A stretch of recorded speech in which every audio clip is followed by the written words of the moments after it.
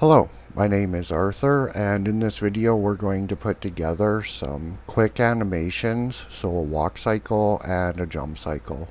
And I'm going to give a few more frames to the walk cycle than would be standard, because I'm planning on making the player have an analog control.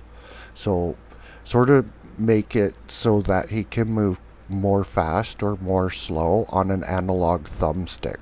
So I'm going to use a controller and put in keyboard controls. So I've posed the character into what I'm going to call the idle pose. And we can copy that pose just to have a look at why I've given him a little bit of a pose. So if we clear the transform, he looks pretty stickman-y, right? And it's just kind of a straight line with a head, which I don't think makes a very good idle pose. Whoops. So we'll get him back to this pose and we'll just insert a keyframe there. So we'll insert location and rotation at frame 1 and call that his idle pose. And we'll work off of that pose to go into his walk cycle. Now, we can look on the internet for walk cycle reference images, but we're going to just make a cheesy sort of walk cycle here. So we're going to cheat a bunch. So we'll start with what's called the contact pose. We have to drop the player down quite a bit. We'll get him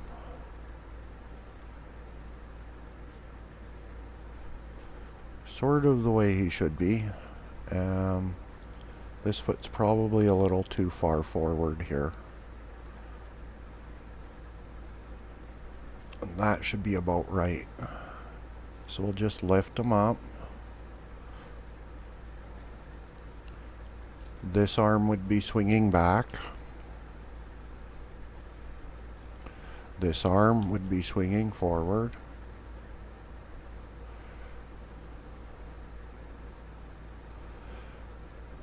Sometimes in order to get the elbows to stay under control, we need to rotate the IK bone to get the pull bone down to pull the elbow in the direction we want it to be in. So we'll just grab the bones that we've manipulated, like so. We'll insert location, rotation. We'll copy that pose. We'll come up to frame 20. We'll paste that pose flipped. We'll insert a location and rotation keyframe. And we'll look at what we get from that. While we're going through the frames of that, what we want to observe is which foot is coming down and taking the weight. So this foot is taking the weight. So this foot is going to be coming up into the air for what's called the passing pose. So we're going to lift that up in the air so we know which foot's which. On the passing pose, he'll be up. He'll be up like this. Probably don't want to straighten his leg too much. We can grab the two arms and pull them down.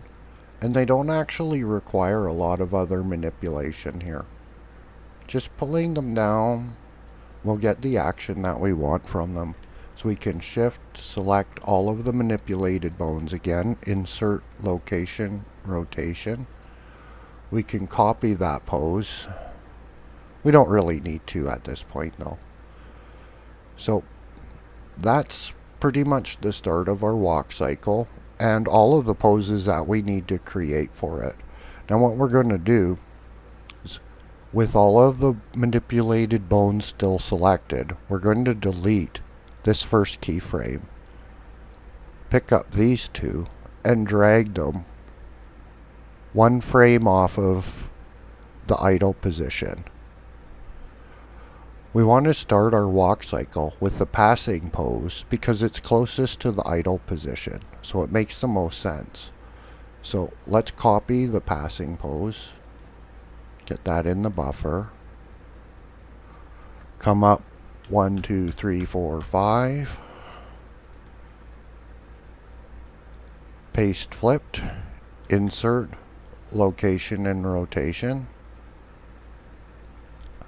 It can be easier to read if we go on to the 5 lines, and we can just move the animation later. So now we have the first part of the cycle. We can take this one, copy that pose, come up to frame 20, paste that pose flipped, insert, location, rotation, and that will take us back to this pose, which we can just Shift D, duplicate, and pull up to 25. We can take the idle pose, Shift D, duplicate, pull it up to 26. Now we have a full walk cycle. So in terms of a walk cycle, frame 1 is the idle pose. Frame 2 to frame 24 is the whole walk cycle, because we don't want repeated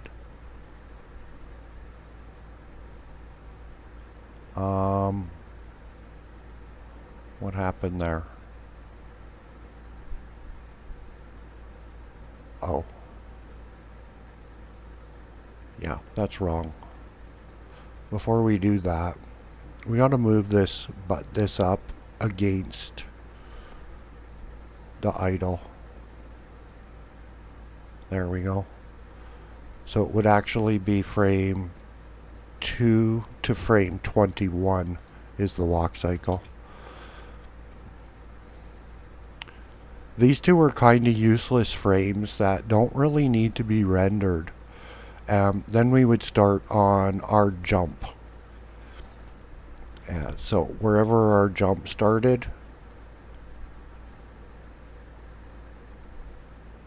we would be rendering from 24 to wherever the fall animation ends, which will end back at the idle pose. So we'll get to that. First we'll check out our time. So we're only at 7 minutes. We're doing pretty good for time here. So we're going to come forward 3, maybe 4 frames, and we'll do our jump pose. So our jump pose is going to be something like this. This foot's going to come back. The other foot's going to come forward. This bone will rotate to get him forward. His arms will bunch back some.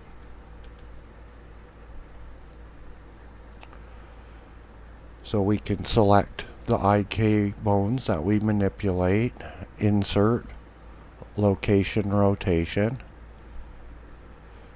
So this would be the start of jump.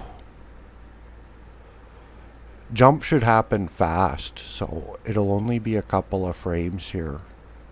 And this leg would come up in the air. This leg would come back like this.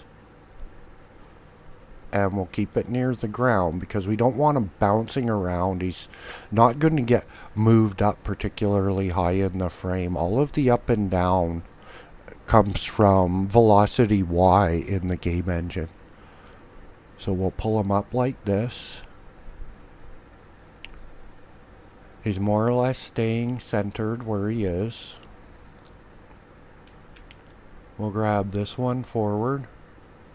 If we have problems with the elbow, we can rotate the IK bone to control it. See, that's a problem with the elbow, and to get it under control, we can rotate the IK bone.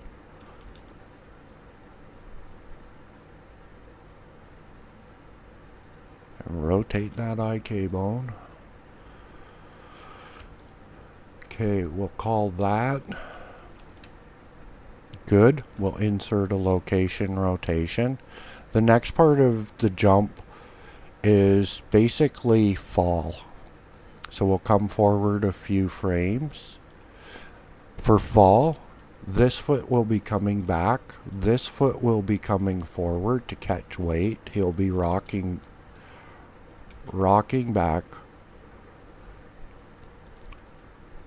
to absorb the weight of the impact. His arms would come down. His arms would come down. We can just ignore the rotation of that pole bone. Something like that. We could give some rotation to the neck, but I'm going to skip that.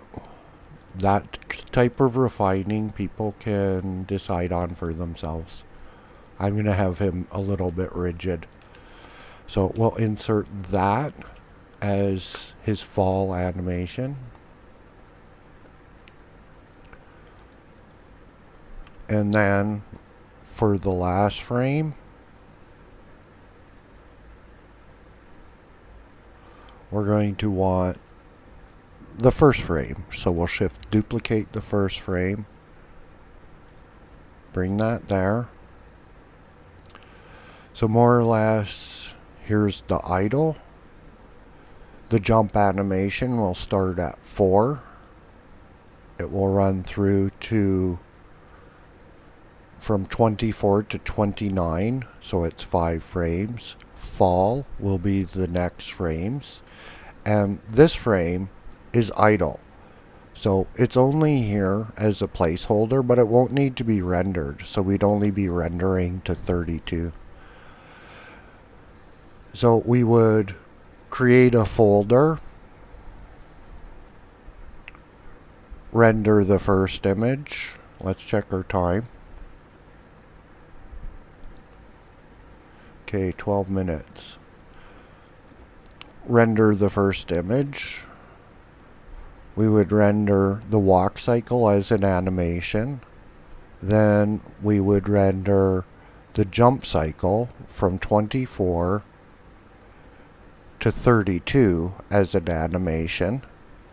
And that would consist all of the images that we need for the sprite sheet.